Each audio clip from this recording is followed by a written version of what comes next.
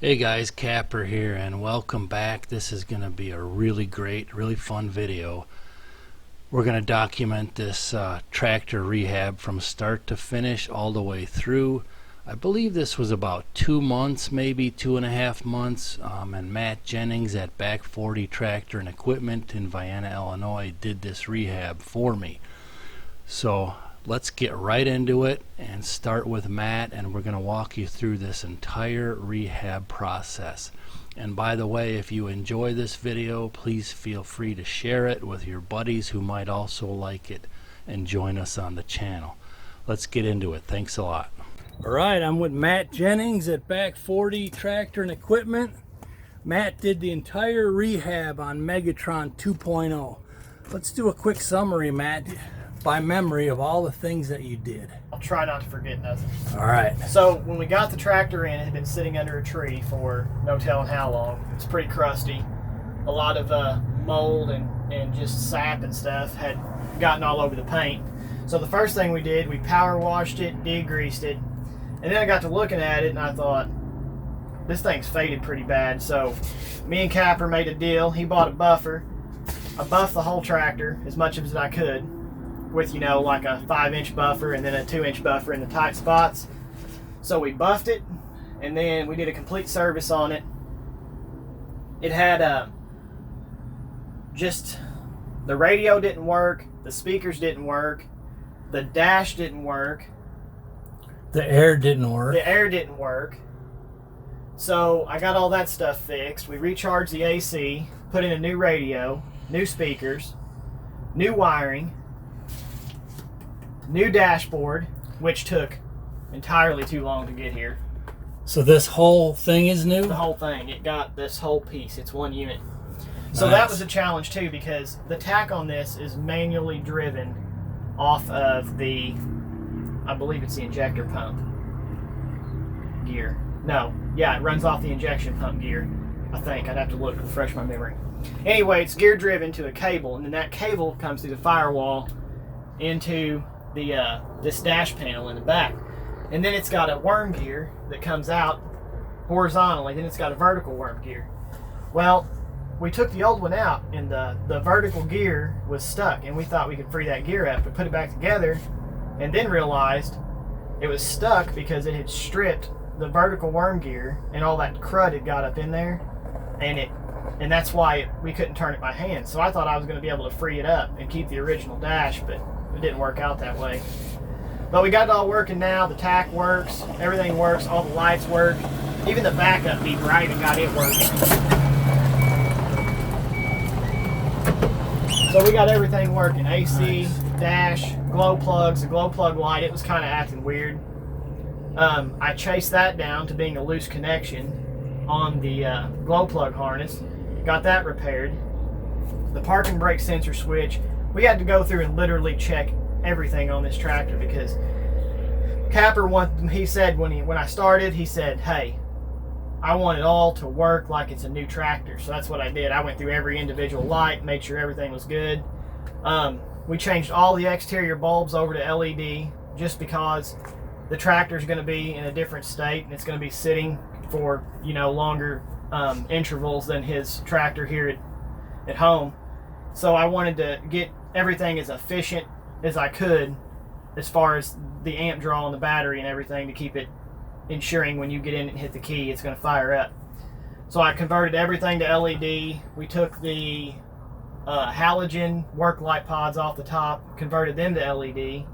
All the blinkers, backup lights, brake lights, headlights are converted to LED. So there's no halogen left in here anywhere.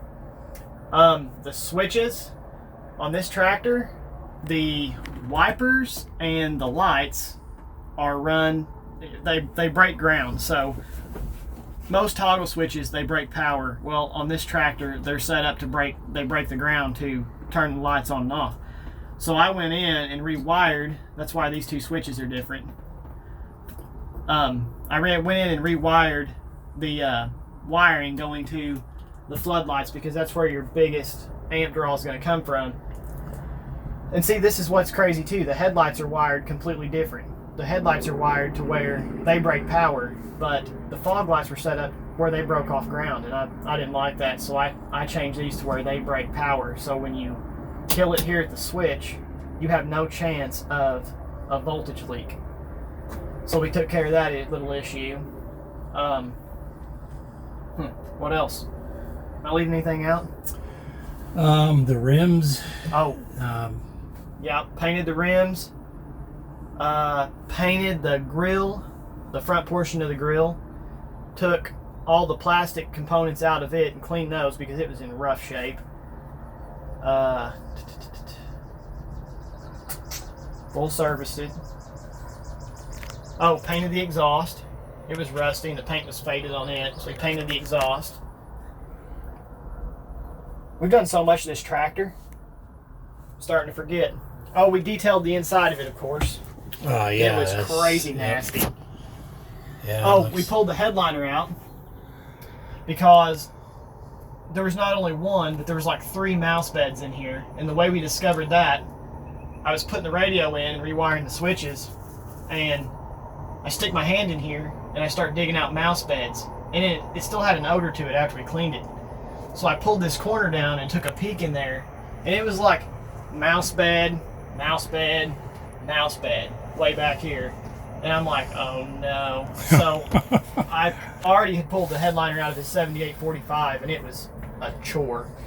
But it don't have anything on this tractor, believe me. The headliner in this was like a 5-hour ordeal because his 7845, everything plugs in with electrical connections. So even your AC selector and all that stuff in that tractor is electronic. So you could just unplug it and go. Well, on this tractor, the blend door is manual. So there's a cable in here that runs up in here and loops around to blend your heat and your air. So the problem with that is when you drop the headliner down, you get about 6 inches of room. And then you have to fish this cable off of this clip and hook in the back of this. And the whole time there's nothing holding the headliner up but that cable. So I had to get creative. I ended up sticking like a piece of wood on the steering wheel to hold it up and jimmying it out of there. So that's why it took so long to get this headliner out. It was insane. All right, let's take this baby for a spin.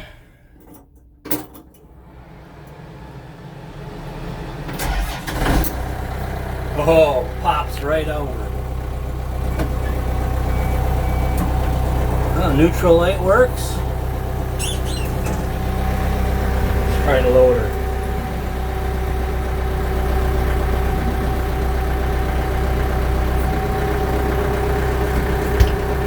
All right.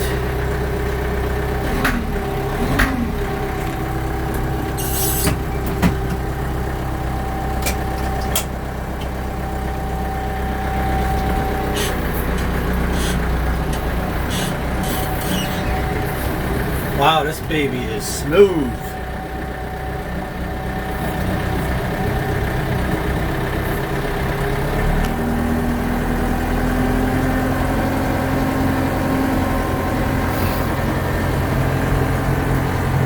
Smooth stuff.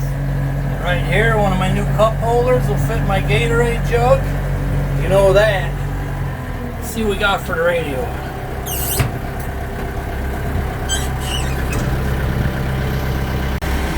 Alright, my phone's ringing off the wall, but I'm going to bring it back in the shop. He's got to remount this brand new air ride seat, get me a little bit more clearance. So I'm going to leave it for a few more days. She's going to be really dialed in. Looking forward to it.